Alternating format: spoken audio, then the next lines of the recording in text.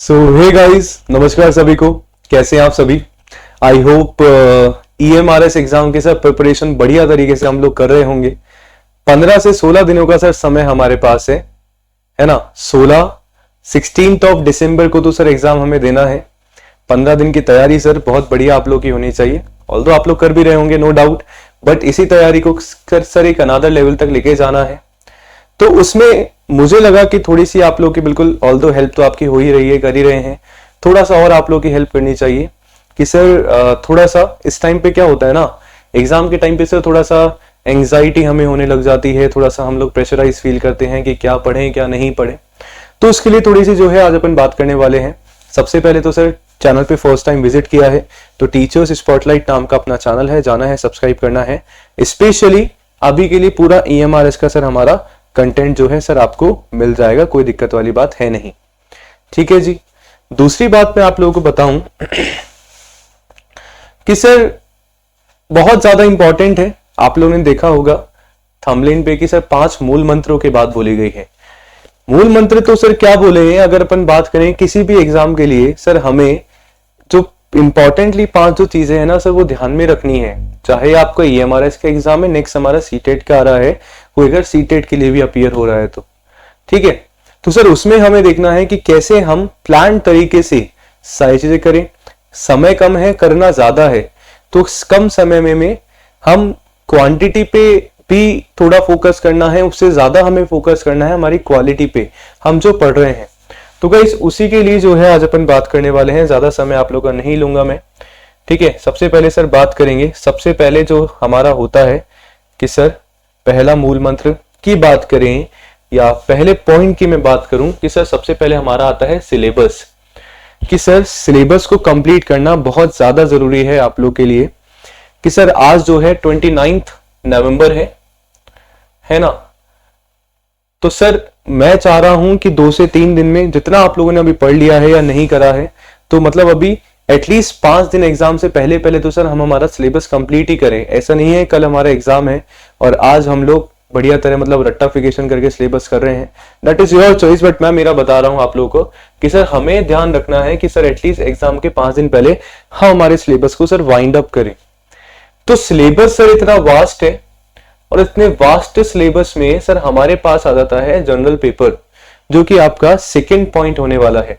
सभी को पता है कि इस जनरल पेपर बहुत बड़ा है सर। सबसे पहला पॉइंट आता है जनरल अवेयरनेस, जिसमें अपने आप में 5 टॉपिक निकल जाते हैं सर हमारा। 5 सब्जेक्ट की मैं बात बोलूं, नॉट टॉपिक ओनली। सर आपका जो जनरल अवेयरनेस में आपका हिस्ट्री हो गया, ज्योग्राफी हो गया, पॉलिटी आपका हो गया, करंट अफेयर्स आपके हो गए, है ना। और करंट अफेयर्स भी सर कौन से, एजुकेशन से रिलेटेड हमारे करंट अफेयर्स। तो वो अब आप लोगों को देखना है कि सर हमें कैसे प्रिपरेशन करनी है। तो ये जो जर्नल पेपर है ना सर, ये आपके लिए बहुत ज्यादा इंपॉर्टेंट बन जाता है। सब्जेक्ट स्पेसिफिक तो हम लोग पढ़ ही रहे होते हैं। फॉर एग्जाम्पल हिस्ट्री से मैंने फॉर्म फिल किया, या हिस्ट्री तो मैं कहीं स्कूल में पढ़ा भी रहा हूँ, मैंने पढ़ा भी था, बट जनरल पेपर में इतनी सारी जो चीजें हैं हमारे पास, या फॉर एग्जाम्पल मैंने तो कॉमर्स से करा है, कॉमर्स का वैसे ही सर ह्यूमैनिटीज पार्ट जो है ना, वीक होता है ना।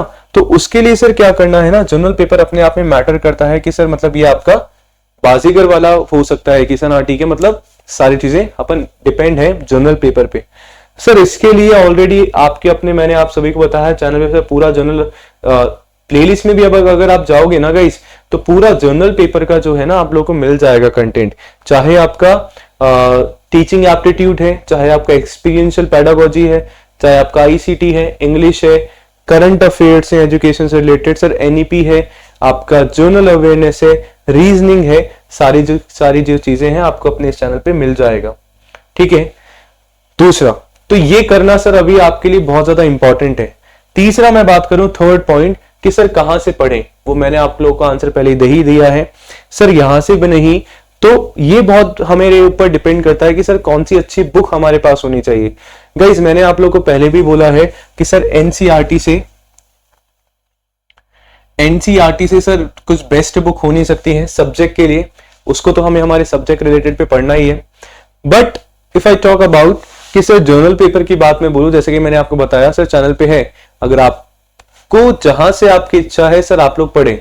बुक को थोड़ा सा जनरल पेपर के लिए आई विल प्रेफर लाइक थोड़ा सा कम मैं प्रेफर करना चाहूंगा, बिकॉज अपडेटेड जो कंटेंट है हमारे पास नहीं होता है, बहुत सारी चीजें गलत भी होती है ना। एनसीईआरटी में तो सभी को पता ही है सर, प्रूव्ड है सारी चीजें, बट जैसे कोई पब्लिशर की हम पढ़ते हैं तो हम थोड़ा सा प्रॉब्लमेटिक हो ही जाता है उसके लिए। एक क्वेश्चन मान लो आप लोगों ने पढ़ा और वही अल्टीमेटली आपके एग्जाम में आता है और वो आपने गलत पढ़ा था उसका आंसर, तो आपको 1 नंबर वहां से चला भी जाता है ना, तो वो थोड़ा सा दिक्कत हमारी बात हो जाती है। तो ये सारी चीजें हैं, तो ये थोड़ा सा डिसाइड करना बहुत ज्यादा इंपॉर्टेंट हो जाता है।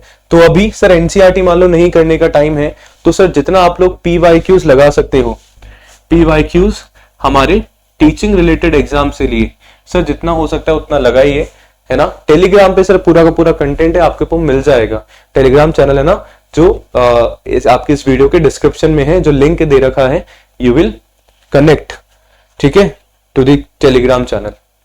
सर उससे ज्यादा इंपॉर्टेंट, सबसे ज्यादा मैं मानता हूं ना सर हमारे टाइम टेबल के मानता हूं, that is our time management. कि सर नहीं समझ आ रहा है कि क्या करना है क्या नहीं करना है, सारी चीजें हो चुकी है, तो सर सबसे पहले है टाइम आप लोग मैनेज करो, अपने अकॉर्डिंग देखो कि किस सब्जेक्ट पे या किस पोर्शन में मुझे अभी ज्यादा टाइम देने की जरूरत है, किस में मुझे मतलब मेरा सिलेबस, जैसे फॉर एग्जांपल सब्जेक्ट कंसर्न का हो गया है तो मैं उसमें थोड़ा कम टाइम दूं, उसके मैं प्रैक्टिस करूं ज्यादा से ज्यादा और उस पे जनरल पेपर पे ज्यादा फोकस करूं, या वाइस वर्सा। अब ये आपसे अच्छा और कोई बता नहीं सकता है, आप लोग जानते हैं अपने बारे में कि कितना जो है आप लोगों ने जनरल पेपर का डिस्कस करा है, कितना आपका सब्जेक्ट का। तो टाइम मैनेजमेंट, टाइम टेबल जो है आप लोग को अपना फॉलो करना है स्ट्रिक्टली, क्योंकि अभी नहीं तो कभी नहीं वाली सिचुएशन है, that is the thing only, ठीक है। बाकी you all are mature enough. And the important thing जो लास्ट हमारा होता है sir, that is practice. Sir सभी को पता है प्रैक्टिस मेक्स मैन परफेक्ट, कि sir if you want to be perfect तो आपको सर क्या करना पड़ेगा, प्रैक्टिस आपको करनी पड़ेगी। सर प्रैक्टिस कैसे कर सकते हैं, सर आप मॉक लगाइए, जहां से आपको मॉक मिल रहा है सर आप वहां से मॉक लगा सकते हैं, कोई दिक्कत वाली बात नहीं है। ऑल्दो सर अपने चैनल पे भी आप सभी को पता है कि सर अपन ने ऑलरेडी टेस्ट सीरीज लॉन्च कर चुके हैं। 10 जो टेस्ट है, 10 जो मॉक है आप लोगों को मिल जाएंगे पूरे के पूरे। प्राइसेस मिनिमम प्राइस है 399 पे, 20% ऑलरेडी ऑफ है। यूज कोड आपको EMRS कोड यूज करना है। 10 टेस्ट है, EMRS एग्जाम का जो ऑफिशियल नोटिफिकेशन आया था उस पे बेस्ड है ना, और आपको पूरा विद नेगेटिव मार्किंग, वो सारी चीजें का पूरा ध्यान रखा गया है, सो दैट आपको एक एग्जाम का माहौल जो है पता लग जाए कि क्या क्या हमारी चीजें होने वाली है। तो प्रैक्टिस आप लोगों को करनी है, जहां से भी आप लोग कर रहे हैं मॉक आपको लगाने हैं। और लास्ट में एक और ऐड करना चाहूंगा मैं, सर आपकी जो स्टडी होनी चाहिए ना सर, प्लान्ड होनी चाहिए। क्या होनी चाहिए सर, हमारी स्टडी अभी प्लान्ड होनी चाहिए। Sir what do you mean by planned study, कि सर जो आप लोग कर रहे हैं थोड़ा सा तरीके से, पूरी प्रॉपर योजना के साथ, प्लानिंग के साथ आप लोग करना है, गलत नहीं पढ़ना है, सबसे इंपॉर्टेंट चीज। क्योंकि ये जो इंपॉर्टेंट वाला जो टाइम है ना, ये आप लोग अच्छी चीजों में यूटिलाइज करें, ना कि हम पढ़ते देखो सब है, सिलेक्शन केवल उन्हीं का होता है जो क्वालिटी का पढ़ते हैं और एग्जाम के पॉइंट ऑफ व्यू से पढ़ते हैं। कचरा हमें नहीं इस टाइम पे देखना है, वो टाइम गया जो हम पूरा लेके बैठ रहे हैं गाइज। अभी केवल 15 से 16 दिन हमारे पास है, इसमें हमारी जो रणनीति है बहुत अच्छी होनी चाहिए। तो ये थोड़े से जो पॉइंट थे मुझे लगा आप लोगों के साथ शेयर करने चाहिए। तो कुछ भी इससे रिलेटेड कुछ भी आपको डाउट होता है तो आप कमेंट सेक्शन में बता सकते हैं, definitely I will try to give you answer, ठीक है। तो मिलते हैं आज रात को 9 बजे वाली क्लास में, तब तक के लिए धन्यवाद।